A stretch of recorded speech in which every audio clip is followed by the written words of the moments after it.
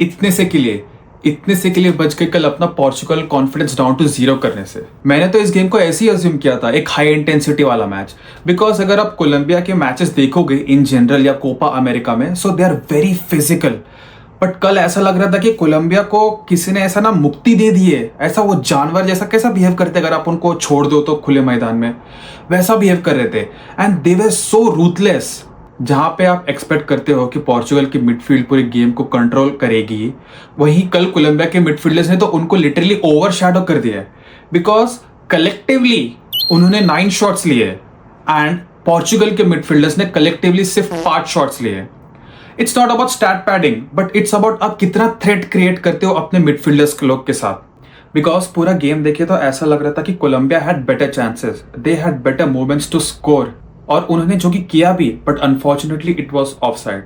Although Portugal went toe to toe at some point, but still Colombia, मुझे लगता है कि उनके पास वो एज था, वो क्वालिटी थी, उनके मिडफील्डर्स बोल लो या उनके अटैकर्स बोल लो, वो लोग पोर्चुगल से एक स्टेप अहेड थे at every point.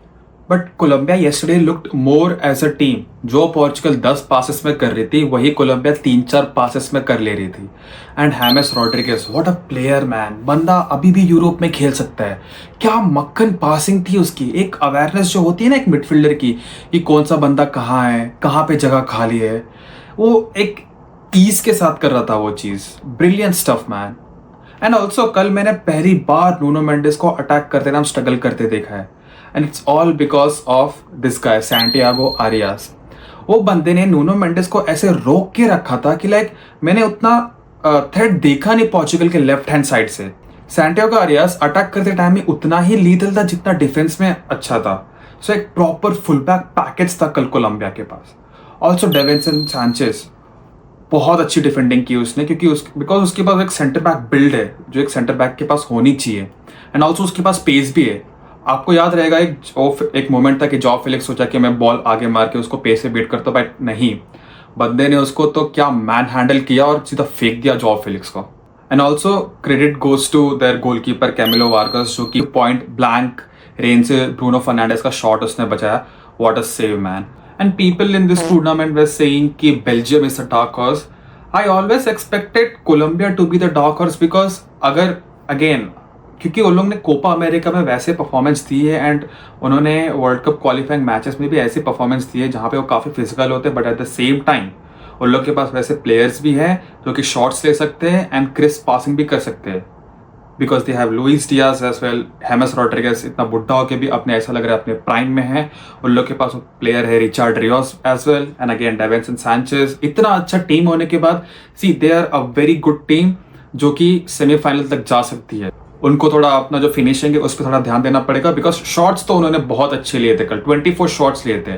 So 24 shots में भी अगर उन लोगों ने सिर्फ 4 या 5 शॉट्स टारगेट पे रख दिए, and the power that they were using to hit दो शॉट्स, सो अगर उसमें से 2 या 3 भी गोल पे एंड हो गए तो फिर they can always win the match.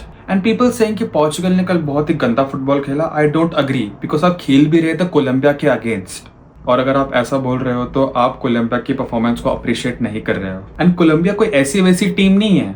Also I do agree कि पोर्चुगल के अटैकर्स को थोड़ा और लीथल और थोड़ा मोमेंट वाइज थोड़ा क्विक रहना चाहिए था, बट द सेम टाइम अगर आप देखोगे तो हम लोगों ने कल क्लीन शीट भी रखी। एंड पोर्चुगल का defence was very nice with Renato Veiga and Ruben Dias. Ruben Dias ने तो एक क्लियरेंस भी किया था अपने हेडर से, like in dying minutes, like it was around 90।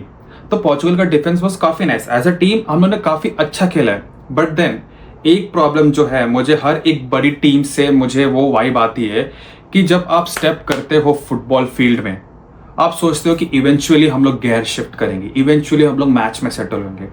But यही चीज जो छोटी टीम्स होती है, जिनको पता है कि सामने वाली टीम बहुत ही स्ट्रांग है, और लोग आते ही है फील्ड पे सेकेंड गियर्स पे, तो आप लोग को सेटल होने नहीं देते, बड़ी टीम्स को सेटल होने नहीं देते। इसलिए कभी कभार हम लोग को अपसेट देखने मिलता है, क्योंकि अगर आप आते ही फील्ड पे आपका मेंटालिटी ऐसे रहेगा कि भाई बड़ी टीम हो या छोटी टीम हो, मैं तो सिर्फ गांड मार दूंगा, तो फिर आपका परफॉर्मेंस भी वैसे ही रहेगा ना, आप लोग वैसे ही खेलोगे। बट देन कल पोर्चुगल में वही चीज दिखी कि भाई हम लोग इवेंचुअली गेम में सेटल होंगे, इवेंचुअली हम लोग गोल स्कोर कर ही लेंगे। बट कोलंबिया तो पहले से आई थी अपना इंटेंसिटी बढ़ा के, सो उन लोग का दिखा भी वही चीज गेम में। सो आई थिंक पोर्चुगल को उस चीज़ पे काम करना चाहिए, बिकॉज इसके बाद या तो आ रहे या तो पार है, आपको सेकंड चांसेस नहीं मिलेंगे इसके बाद। देखो भाई, कल का मैच देख के एक बात तो क्लियर है कि हमारा डिफेंस उतना वीक नहीं है। एंड ऑल्सो कल का मैच में अगर पोर्चुगल ने फर्स्ट हाफ में 20 गोल नहीं खाए बिकॉज ऑफ दिस गाय, इसने इतना अच्छा गोलकीपिंग किया है कल, बहुत सारे शॉट्स बचाए इसने। और कोलंबिया के शॉट्स जिस हिसाब से आ रहे थे, उन लोग तो ऐसा लग रहा है कि बॉल में रॉकेट घुसेड़ के मार रहे हैं, बट फिर भी उसने अच्छे अच्छे शॉट्स बचाए। बट द क्वेश्चन इज कि आप ऐसे टीम्स के सामने कैसे जीतोगे? एक ही सिंपल सा आंसर है कि आपको जो भी अपॉर्चुनिटीज मिल रही है आपको वो कन्वर्ट करने पड़ेंगे। बिकॉज अगर आप अपॉर्चुनिटीज की बात करोगे तो ब्रूनो फर्नांडिस को जो मिला उसे स्कोर करना चाहिए था। Ronaldo should learn staying on side, her time of side रहेगा तो नहीं होएगा, ठीक है। एंड राफा लियो ने भी एक चीज ट्राई की थी, like very at the very and, कि उसने वो अंदर डालने के लिए ट्राई किया, क्या पता अगर वो अंदर पास खेलता तो फिर गोल स्कोर कर सकते थे। तो ये जो मोमेंट्स होते हैं, अगर आप कन्वर्ट करोगे एंड आप गोल स्कोर करोगे तो कैसा होता है कि ना सामने वाले टीम के ऊपर प्रेशर आता है। एंड मेन चीज, आपके पास कुशन रहता है एक गोल का, एंड जितना आप अपॉर्चुनिटीज कन्वर्ट करते जाओगे उतना ही आप गोल के करीब आते जाओगे। And there will be a point कि where you will score a goal. इन सब मैचेस में आपको बहुत ही क्लिनिकल रहना पड़ेगा, and that's how you win such matches. And people saying कि पोर्चुगल को इजी रूट मिलता अगर लोग अपने ग्रुप में फर्स्ट फिनिश करते, तो फर्स्ट फिनिश करने के बाद उनको घाना मिलती, एंड सेकंड फिनिश करने के बाद उनको क्रोएशिया मिल रही है। तो क्रोएशिया और गाना में कितना डिफरेंस है? कुछ ज्यादा डिफरेंस नहीं है। आप ऐसा बोल रहे हो कि गाना इज वेरी वीक, नहीं, गाना भी फिजिकली उतना ही स्ट्रांग रहेगी। सो एट दिस पॉइंट कुछ फर्क नहीं पड़ता है कि सामने कौन आ रहा है, बिकॉज एट दिस पॉइंट वही टीम्स आगे जा रही है जिनके पास जीतने का वो पैशन है। आपको क्या लगता है, या गाना या क्रोएशिया में से कौन सी भी टीम पोर्चुगल को हाथ में ला के दे देगी, ये ले भाई जीत ले? नहीं, क्योंकि उन लोग को भी तो आगे बढ़ना है, उन लोग को भी तो टूर्नामेंट में आगे जाना है। So it does not matter कि सामने कौन आ रहा है, अब भी मुझे स्पेन मिल जाए या आगे जाके मुझे यूएसए मिल जाए, कुछ फर्क नहीं पड़ता है।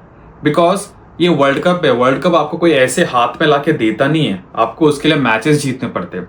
और इसकी भी कोई गारंटी नहीं है कि अगर पोर्चुगल फर्स्ट फिनिश कर लेती तो गाना के सामने हार जाती या जीत जाती, because Ghana and Colombia are physically at the same level. Although Colombia के पास थोड़ा क्वालिटी ज्यादा है, बट क्या पता अगर गाना पोर्चुगल को हरा देती, सो तब आप तो नहीं, ये तब तो ये चीज इनवैलिड हो जाती है कि पोर्चुगल फर्स्ट फिनिश कर ली, है ना।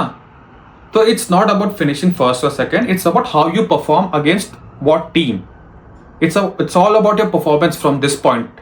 और हमने कर लिया है फिनिश सेकंड, तो अब भूल जाओ कि हम लोग फर्स्ट फिनिश कर सकते थे, वो थॉट निकाली दो दिमाग से। क्रोएशिया पहले आएगी, and then I think it's Spain, and then it's Belgium and USA, and then France. So अगर आप स्पेन एंड फ्रांस को हरा के अब फाइनल में जा रहे हो, तो जस्ट इमेजिन आप कितने बड़े हर्डल्स पार कर रहे हो। फिर आपको फाइनल में कौन सी भी टीम आए, आपको तो ऐसे लगे कि भाई जब हमने स्पेन और फ्रांस को हरा दिया, वर्ल्ड कप के कंटेंडर्स को, तो सामने कौन आए क्या फर्क पड़ता है, हमने तो already one of the biggest hurdles पार कर ली है। तो ये तो आपके कॉन्फिडेंस के लिए अच्छा रहेगा, आपको कॉन्फिडेंस को एक बूस्ट मिलेगा कि भाई हम लोगों ने जब इतने बड़े टीम्स को हरा दिया है, हम लोग को घंटा फर्क नहीं पड़ता कि सामने कोई भी आ जाए, और फिर वो चाहे कितनी भी बड़ी से बड़ी टीम हो, कितनी भी छोटी से छोटी टीम हो। एक तरह से मेरे हिसाब से तो ये अच्छा ही हुआ है पोर्चुगल के लिए। Just one thing for Portugal, कि जब आप मैच में आते हो आपका इंटेंसिटी कल जैसा था वैसा रहेगा तो अच्छी बात नहीं है, आपको इंटेंसिटी बढ़ा के आना है, एंड आपको अगेन अपॉर्चुनिटीज कन्वर्ट करनी है, क्लिनिकल रहना है, और एज अ टीम परफॉर्म करना है।